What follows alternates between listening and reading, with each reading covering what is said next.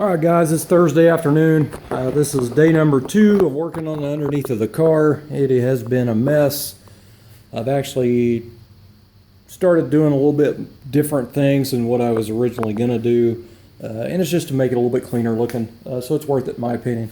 It did rain yesterday, it's rained today, and it's supposed to rain tomorrow. So Saturday and Sunday is sunny.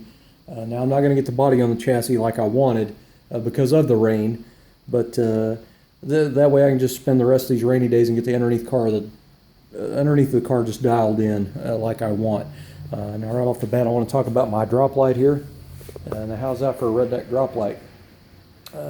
It's kind of funny, I went to Walmart to get a drop light, and that light was cheaper, and it's a ceiling light LED. And it's funny because I've got 6 lights in here, 3 on each side. And they used to be all these tube styles, the old school style, bulb style. And so I slowly, every once in a while when I go to Walmart, if I had a little extra money, I'd throw one in a cart. So I've got 4 of them changed out to LED, but I still had these 2 left. So I just decided when I'm done, underneath the car and done spraying under there, and I'll use it on the ceiling and replace one of them. So I think that's pretty funny, but it's it's thinking with your dipstick, Jimmy, I guess. But anyway, I got my gas tank laying here. I had it in the car mocking it up because I'm finishing up some stuff I should have done a long time ago. I do have some shipping foam taped to the bottom of it so it doesn't get scratched up and scuffed up because it's a brand new tank. But anyway, I'll show you what I got going on here. So there's lots of stuff going on in mainly the rear underneath the car that I've had to finish up that I did not finish up before. I had a nitrous oxide system that I was going to put in the car. This was for the bottle, go over here. As a brand new kit I bought. I've run nitrous on a lot of my cars. I love that stuff. It's a whole lot of fun to play with, but by the time I started bolting it on my engine out here on the chassis a few weeks back, it really looked cluttered. Those braided lines everywhere. So I just decided to go clutter free and just not use it. So the nitrous is not going on the car. So I started taking it all back off. So now I've got to weld up these holes in the floor. And so I'm going to get started on that. And then, underneath the car, I put this trunk floor in out of a 4-door I had because it's really nice. And it's kind of been a snowball effect ever since. I had to do a weld seam because I butt welded this in up through there. So I've been under there grinding on it, and it's just like, oh yeah, I need to do this, and you know how it goes. But anyway, I got to tell you, it really, really bothers me that I had a rotisserie since the mid-90s. I've had a rotisserie for a Tri-5 Chevy, and I got rid of it, I don't know, probably a year before I got this car. So probably 2012 or somewhere around there is when I got rid of it, and I wish I'd have kept it. But oh well, I got rid of it, and I sure don't have the money to buy a new one. But anyway, I know in some guys' eyes, if you don't have a rotisserie, you're just a hack. But I'm glad they think that way. But not all of us can afford that fancy shit. You know what I mean? Anyway, so one of the items I got going on in particular is my battery cables. Now I'm doing a trunk mount battery. I've got a Billet Specialties Optima battery tray that'll go up in this area in the inside of the car. And so anyway, I drilled holes here to drop the cable straight down off the battery. And before I had rubber grommets, and the cables just went through that. And I actually had a smaller gauge wire before too. So anyway, I ended up buying this. And so the grommets wasn't going to work, so I ended up finding these really trick fittings. And I love these things. They look a lot cleaner. They're a little bit more modern looking for me. A little detail item, I guess you'd say. So anyway, I had to open the holes up a lot bigger, and then I ran into an issue. These are hard plastic, so with the way the body's cut out here, there's no support on half of this, so I get a little bit of wiggle action out of it there. So what I've decided to do, I'm going to take a piece of steel, sheet metal, that's the same gauge as this, and I'm going to cut a piece to where it looks like a pair of goggles, just where it kind of has a little curve in it. Double humps, I guess you'd say, or boobies maybe, butt crack maybe. But anyway, I'm going to, one side will be flat and it'll butt up to that, and then I'm going to go in and fully weld it and then grind it. and then I'll drill some little holes here and there and then plug weld it to the body. But anyway, by the time that's all ground and then I bed liner in here, it'll look like it's actually made for it. So that'll be pretty trick when it's done. The other thing I got going on is these nifty little dual line clamp here, and the other side of this is actually threaded, and then this side takes a little socket cap Allen. And what I've decided to do is I'm going to drill these out bigger, both of them, and I'm going to drill a hole in the body about right in this area. And on the inside of the car, I'm going to weld a square nut, and I'm going to put an ARP 12 point through it, and it'll basically hold both. I don't know if I can do this in one hand. It'll hold both battery cables, something about like that. And anyway, if I weld square nuts in the body, then I don't have to, when I'm assembling the car in a couple of months, I don't have to mess around with having somebody sit in the inside of the car, put the nut on, and hold a wrench while I tighten it under here. I can just do it all by myself. So a little extra work will save me a little bit of pain, I guess you'd say, in the future. But anyway, I've never showed the underneath of this car, and it is, I'm so glad to and blessed to have a car this nice. I mean, I've had tons of 55s through the years. This is the absolute nicest rust-free car I've ever had. I didn't do any floor work. There's no underbody braces that got replaced or nothing. Even the backside of the rockers and everything was just nice. Now, everything that I did change on the car was from collision damage in the rear, so I did have to put a trunk floor in. Anyway, I'll get you up to speed on that. I have to slide under a little further here. So I did a trunk floor out of a 4-door parts car I had here, and it's a really nice trunk floor. Anyway, I butt welded it in, and it's kind of cut at wild angles, and it's mainly to have more strength than a butt weld is to cut, odd shapes. So that's why I did that. So I've been in the process of grinding them down. I'm going to end up putting filler across here and smoothing it so you don't see anything in the bed liner. That stuff doesn't actually fill like you would think. It'll go on evenly, so if it's uneven, you're going to have an uneven spot. So it's best to at least rough something in with filler before you get that stuff put on. So that's what I'm going to do. It is going to be a really rough textured coating, but I do want the underneath car to be slick and nice. So anyway, I did my fuel line. I never had that done before. I had it on the other side of the frame for my other frame that I'm using. I had it all bent up to this point, but this I just had it kind of hanging out, and it was really long. So what I did was I mocked my tank up a while ago, and I got it, this part actually bent where I needed it. And that's where the beauty of having the body cart that's made from a 56 Chevy chassis that was crashed in the front. That body cart ended up working out perfect for mocking all this stuff up. So I'm happy about that. But the way the trunk floor has a curve in it, so I bent the line to match it. So I've got this bolt here. I've actually got a nut on it because the threads don't go all the way to the top of the bolt, so I had to use that for a spacer basically. But I'll use one of them Billet Specialties aluminum standoff style line clamps on this line right here. And so I'm welding a square nut on the inside of the trunk there. And so that way also when I'm under here I don't have to have a second person. I can just put it on myself. But anyway, that'll clamp on and it'll be there about like that. So it follows the body a little bit, and I like that. It's a little bit of detail. And then also the way the sending unit deal comes out at an angle.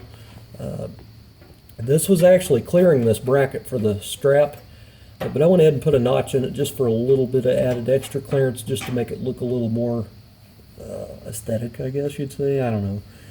And then while I was under here with the gas tank under it and the sending unit in it, I noticed something that I didn't really ever notice before. Your sending unit wire comes through here with a grommet, and then it kicks over at an angle and goes into this clamp, and then back at an angle over this way. And if you have OCD and you see that clamp is crooked, and that drives me crazy, man. So I am going to cut that off. I'm just going to basically pop it off there and then grind it smooth. So what I did, I drilled a hole here, and I had a little grommet that was the same hole. The hole's perfect for the wire, for the sending unit wire. So I calibrated out the part of it there, and I drilled the hole out. So now I have the grommet will be here, and the sending unit is literally like 1.5 inches away from that, and it's a straight shot down to it. So instead of having all that wire going at an angle up, it's just going to go in right there. So I'm going to weld sheet metal in here and get this ground on both sides so it doesn't look like anything was ever there.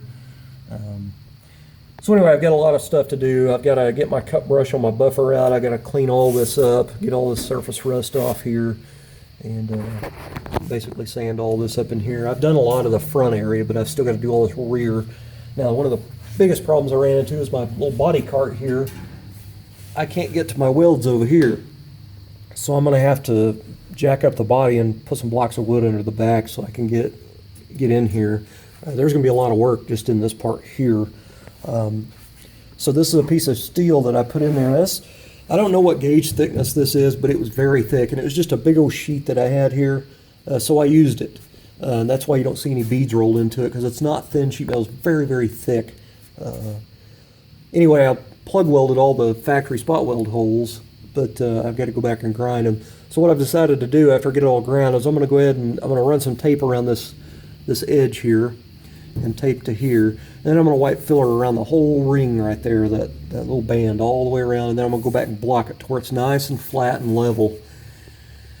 Then I'm going to go back and I'm going to put tape to the edge here, and I'm going to put a 2-part seam sealer in here and try to get a nice line of it around there so no moisture gets up in between there. I've got a seam sealed on the top, but I want it seam sealed on the bottom as well.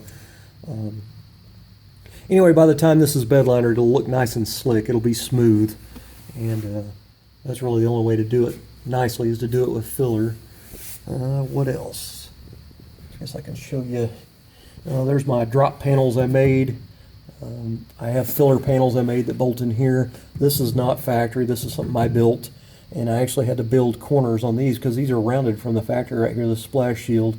So this whole corner I made out of sheet metal. But anyway, this is like a little box basically. But when I put that in there, you won't be able to see up into the quarter panels on both sides. Both sides have it, so that'll be kind of cool. And they'll be bed linered as well, those panels that go in there. Let's see if I can climb out of here. Man, I gotta tell you, I'm sore being on that concrete for 2 days in a row.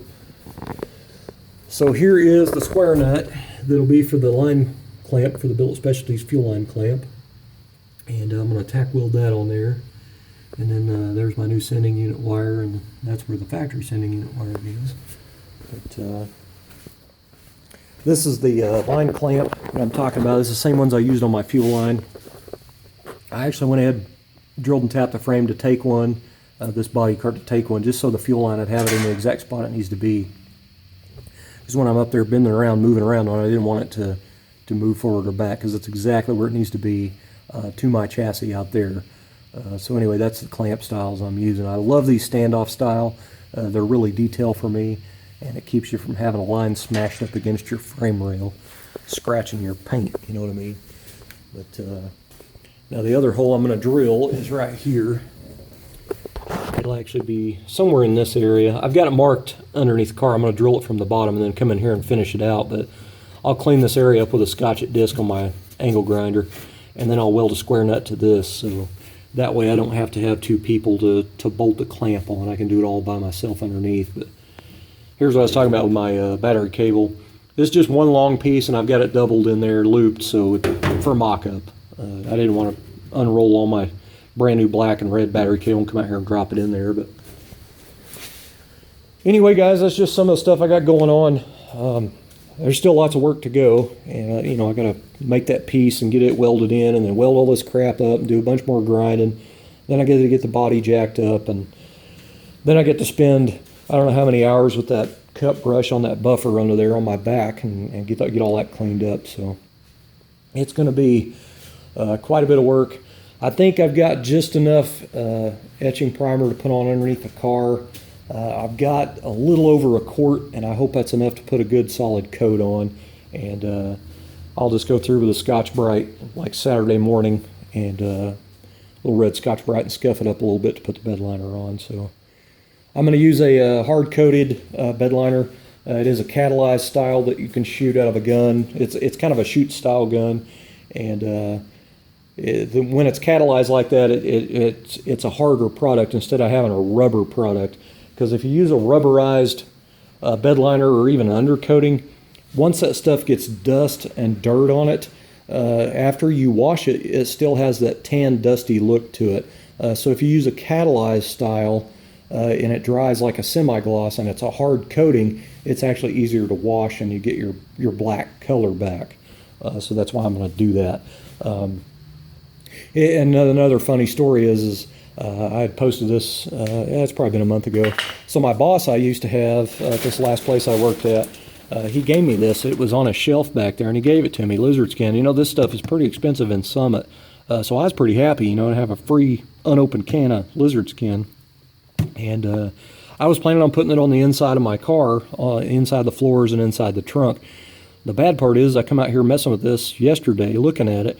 It expired in 2011, so I am not going to use it now. So that kind of sucks. But I'm just going to end up sanding all the floors back down again after I get the dash painted. And I'm going to put another coat of Por 15 on because that stuff, it slicks out a little bit, you know, and it looks really glossy and I like it. And it'll be a good foundation for my Dynamat to stick to. I've got a couple of boxes of the black chrome Dynamat to put all in the floors and stuff and up on the headliner. So, or the roof, I should say. But anyway, one of the things I wanted to do was, and I learned this actually by accident.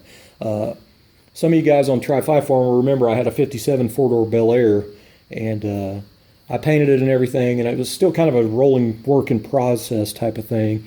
And I worked at a shop, and they did spray-in bed liners. We actually had a cancellation one day at work. The guy canceled his bed liner job, so we didn't have nothing to do. So the boss let me bring my 57 in. So we went in and we prepped all the inside of the trunk area, and we did the actual spray-in bed liner, you know, the one with the big heated machine, and it goes on at like, what is it, 200 degrees or something weird. And anyway, on the drive home, it was a dramatic difference in sound. That quieted the car down. Just doing the trunk area. I still don't understand it, but from driving home on the turnpike at 75 miles an hour, I could tell right away because I drove that car there for a little bit, you know, back and forth every day to work. So it was like I noticed it right away. So that's why I want to do it again to this. But instead of taking it down there and spending $400 or $500, I'm gonna, you know, buy the Raptor and do it myself. But I'll end up doing the bed liner and all this. I am gonna spray my hinges the body color. I didn't do them at the same time I did this because it's hard to get to this without getting a run up in here, you know, trying to spray these with the body. So I'm going to end up taping off the body, and then I'll respray the hinges, and I'll use a touch-up gun so I can get in all the areas. But I'm going to try to do, you know, all the hinge and up inside the hinge face area and the outside, and all this will be the body color. But as far as the rest of the, you know, the walls and the floor and everything back up in here will be the bed liner. And hopefully it'll be quiet like my 57 was, because I got to tell you, man, I was like blown away that it was that quiet. So it kind of made a believer out of me. And I got to say, if I had enough money, I would love to take the body down to that shop and have them do the entire underneath the car with that stuff and the inside of the floors and the inside of the trunk, because your car would be really quiet then. And I would imagine that would cost somewhere between, I don't know, $700 to $1,000 probably if they did both sides. And you know me, I don't have that kind of money. I'm doing good just to have this car in my life. And I actually wouldn't even have this car if it wouldn't have been for my dad. So that's why this car, I won't be able to sell it, because my dad actually, you know, got it for me. So anyway, guys, I'm going to get back at it and get to work. And if you're bored, come on over, but you're going to be laying on your back most of the time. That almost didn't sound right.